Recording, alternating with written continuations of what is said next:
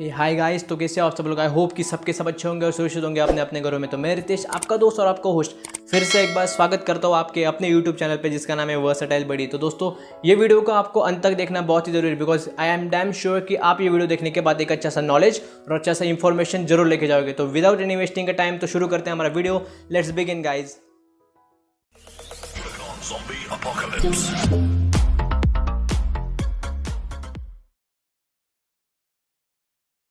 तो दोस्तों, आप सभी ने फ्रूट्स पे कुछ ऐसा स्टिकर देखा होगा। क्या आप जानते हो कि इस स्टिकर का मतलब क्या होता है, इस स्टिकर का यूज़ क्या होता है और इस स्टिकर का पर्पस क्या होता है। तो दोस्तों, मैं आज आपको बताता हूँ कि इस स्टिकर का मतलब एक्चुअल में क्या होता है।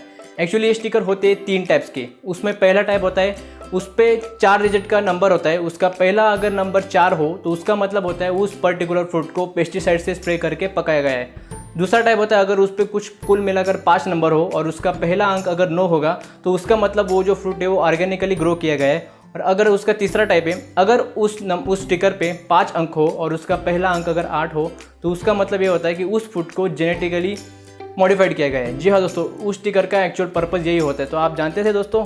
नहीं तो कमेंट करके मुझे बताना कि आपको इससे क्या इन्फॉर्मेशन मिली। तो दोस्तों, आपको पता है कि असाइनमेंट पेजेस और नोटबुक के पेज पे मार्जिन होती क्यों है? आपको और हमको बस यही पता है कि वो मार्जिन होती है एक तो टीचर्स लोगों को रिमार्क्स देने के लिए, फिर आपके और हमारे जैसे स्टूडेंट को क्वेश्चन और आंसर के नंबर नोट डाउन करने के लिए। बट जी नहीं दोस्तों, उसका मेन पर्पस कुछ अलग ही है। एक्चुअल में होता ये था कि पुराने ज़माने में, मतलब 90s और 80s में, लोग बहुत परेशान होते थे चूहों से, बिकॉज चूहों को कागज़ को सूंघना और चबाना बहुत ही ज़्यादा अच्छा लगता था। तो इस वजह से उनके जो भी नोट्स होंगे, उनके जो भी डाटा होगा, उनके जो भी इंपॉर्टेंट कागज़ होंगे तो वो चबा जाते थे। तो वो उनको क्या करना पड़ता था, उनको कुछ जगह स्पेस खाली रख करके उनको उनका डाटा लिखना पड़ता था, नहीं तो टाइप करना पड़ता था। बट जी हाँ दोस्तों, मैन्युफैक्चरर्स ने ये चीज़ को ध्यान में लिया और उन्होंने मैन्युफैक्चर करते समय एक मार्जिन कर दिया, मतलब चारों ओर से एक मार्जिन कर दिया। मतलब अगर कुछ ऐसे प्रॉब्लम में आपका कागज़ फंस जाए, मतलब कुछ चूहों से ख़राब होए, कुछ पानी वगैरह चला जाए, तो उसके जो भी एंड होंगे वही ज़्यादातर ख़राब होंगे और आपका जो भी डाटा होगा, आपके जो भी नोट्स होंगे वो अच्छे से सेफ रहेंगे और सुरक्षित रहेंगे। तो दोस्तों, इसीलिए कागज़ में मार्जिन होता है, बस सिर्फ टीचर लोगों को रिमार्क्स के लिए और हमारे लिए क्वेश्चन नोट डाउन करने के लिए नहीं होता दोस्तों। तो ये था उसका असली पर्पज़। आप सभी ने पैडलॉक्स तो देखे होंगे दोस्तों और यूज़ भी किया होगा। क्या आपने कभी देखा है उस पैडलॉक पे की पॉइंट के बगल में 2 होल्स होते हैं, नहीं तो एक होल होता है? क्या आपको उसका असली पर्पस पता है? अगर नहीं पता तो मैं आपको बताता हूँ उसका असली पर्पस होता क्या है। एक्चुअल में उसका 2 पर्पस होते हैं। पहला पर्पस, अगर हमारा पैडलॉक को जंग लग जाए, अगर कुछ स्टक हो जाए, अगर उसमें कुछ अटक जाए तो हम उसको लुब्रिकेशन कर सकते हैं उस होल के थ्रू। और दूसरा पॉइंट ये होता है, दूसरा पर्पस ये होता है, अगर उसमें कुछ पानी चला जाए, अगर उसमें कुछ धूल वगैरह, मिट्टी वगैरह चली जाए तो उसको हम साफ कर सके, उसको बाहर निकाल सके। ये 2 पर्पस होते हैं उस पैडलॉक के होल के। तो आप में से बहुत सारे लोगों ने यूटिलिटी नाइफ का इस्तेमाल किया होगा दोस्तों। जी हाँ दोस्तों, यूटिलिटी नाइफ मतलब हमारा कटर। तो आप में से बहुत सारे स्टूडेंट लोगों ने अपने कॉलेज लाइफ में उस कटर का इस्तेमाल बहुत ही ज़्यादा किया होगा।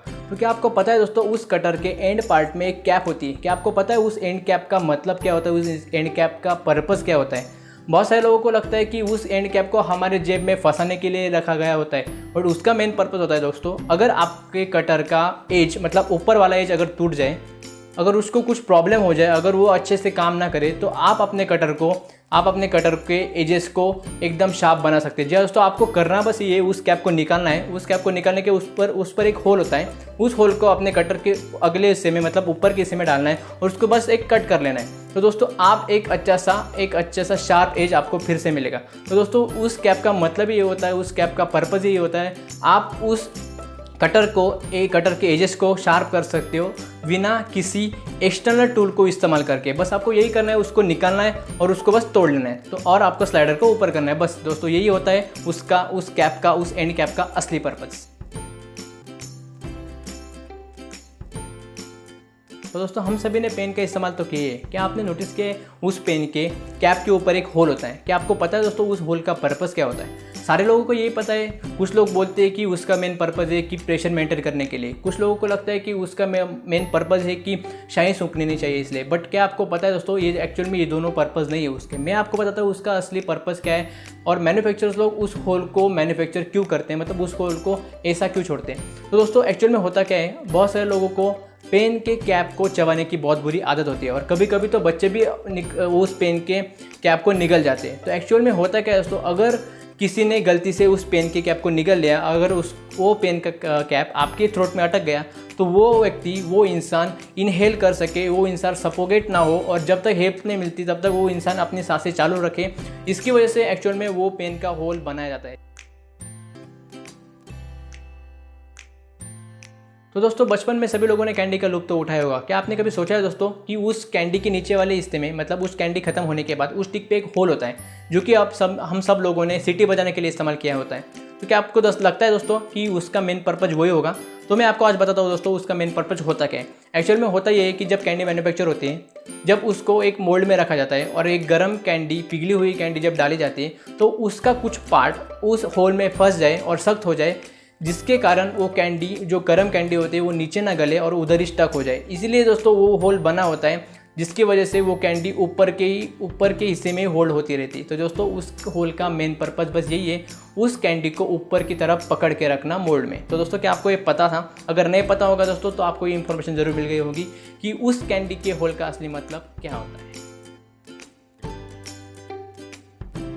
तो दोस्तों आप में से बहुत सारे लोग कार्स को चलाते होंगे, आपके सामने बहुत सारे इंडिकेटर्स होंगे, बहुत सारे सिंबल्स होंगे। तो क्या आपने कभी इस सिंबल को देखा है? क्या आपको इस सिंबल का मतलब पता है? क्या आपको इस सिंबल का पर्पस पता है? तो मैं आपको बताता हूँ दोस्तों इसका असली पर्पस क्या है। एक्चुअल में इसका बस एक ही पर्पस होता है, बस इंडिकेट करना कि आपके व्हीकल में, आपके कार में फ्यूल टैंक किधर है। जी हाँ दोस्तों, इसका एक ही पर्पस है कि उसको दर्शाना कि आपके कार में फ्यूल टैंक कहाँ पर है। तो दोस्तों इसका यही मतलब है। तो दोस्तों आपने और हम सब ने दोस्तों के साथ किसी पार्टीज़ में सोडे का बहुत ज़्यादा मज़ा उठाया। तो दोस्तों आपको पता है उस सोडे के कैप के नीचे, मतलब कैप के एग्जैक्ट नीचे एक प्लास्टिक का नहीं तो एक रबर का सील होता है। क्या आपको पता है दोस्तों उसका असली पर्पज़ होता क्या है? एक्चुअल में उसका पर्पज़ यही है दोस्तों, आपके ड्रिंक में उस कार्बन डाइऑक्साइड को पकड़ के रखना। अगर कार्बन डाइऑक्साइड आपके ड्रिंक में ना रहे तो वो ड्रिंक एक सादा सिरप बन जाएगा। तो दोस्तों उसका मेन पर्पज़ यही है कि कार्बन डाइऑक्साइड जो होता है उसको उस सोडे के अंदर, उस ड्रिंक के अंदर पकड़ के रखना। क्या आपको तो पता था दोस्तों? क्या आपको पता है दोस्तों वर्सेटाइल बडी चैनल का पर्पज़ क्या है? आपको बस इतना लग रहा होगा कि इस चैनल का पर्पज़ ये कि एंटरटेनमेंट फैलाना। जी नहीं दोस्तों, एक्चुअल में वर्सेटाइल बडी चैनल के दो पर्पज़ है।